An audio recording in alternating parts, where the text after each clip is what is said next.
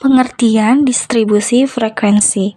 Distribusi frekuensi adalah cara menyajikan data dalam bentuk tabel yang telah dikelompokkan ke dalam kelas-kelas tertentu. Tabel ini menunjukkan sebaran frekuensi data dalam setiap kelas, membantu untuk memahami karakteristik data dengan lebih mudah. Lalu di sini ada pengertian distribusi frekuensi tunggal. Distribusi frekuensi tunggal merupakan distribusi di mana nilai atau kategori dari data tersebut adalah satu atau tunggal. Langkah-langkah dalam membuat tabel distribusi frekuensi tunggal yaitu sebagai berikut. Yang pertama yaitu mengumpulkan data, yang kedua mengurutkan data dari yang terkecil hingga yang terbesar, lalu masukkan ke dalam tabel setiap kategori dengan kelas yang berbeda. Yang ketiga, hitung frekuensi setiap nilai.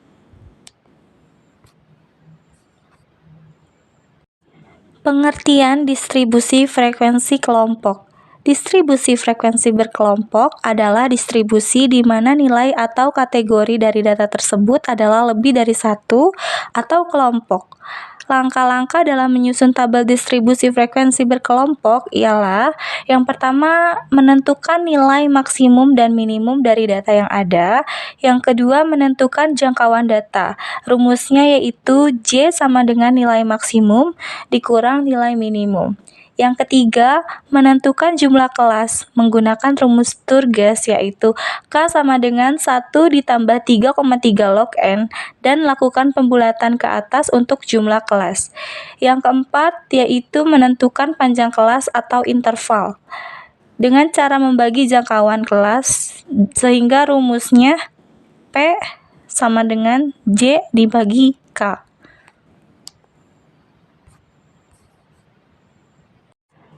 Komponen tabel distribusi frekuensi. Yang pertama ada kelas interval. Kelas interval yaitu kelompok-kelompok nilai data yang telah ditentukan. Lalu ada frekuensi yaitu jumlah data yang masuk ke dalam setiap kelas interval. Yang ketiga ada frekuensi kumulatif yaitu jumlah frekuensi dari setiap kelas interval ditambah dengan frekuensi dari nilai kelas-kelas sebelumnya. Lalu ada frekuensi relatif yaitu presentase frekuensi setiap kelas interval terhadap total frekuensi. Di sini ada cara membuat tabel distribusi frekuensi. Yang pertama yaitu menentukan jangkauan data, lalu menentukan jumlah kelas interval. Yang ketiga ada menentukan panjang kelas interval. Yang keempat menentukan batas kelas interval. Yang kelima menentukan frekuensi setiap kelas interval. Dan yang terakhir yaitu menghitung frekuensi kumulatif dan relatif.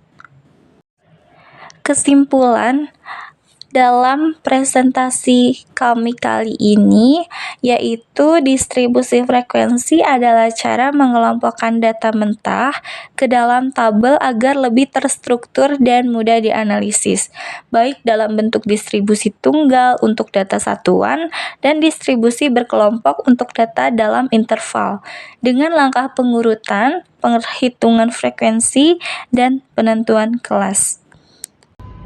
Sekian materi yang dapat kami jelaskan, kurang lebihnya mohon maaf.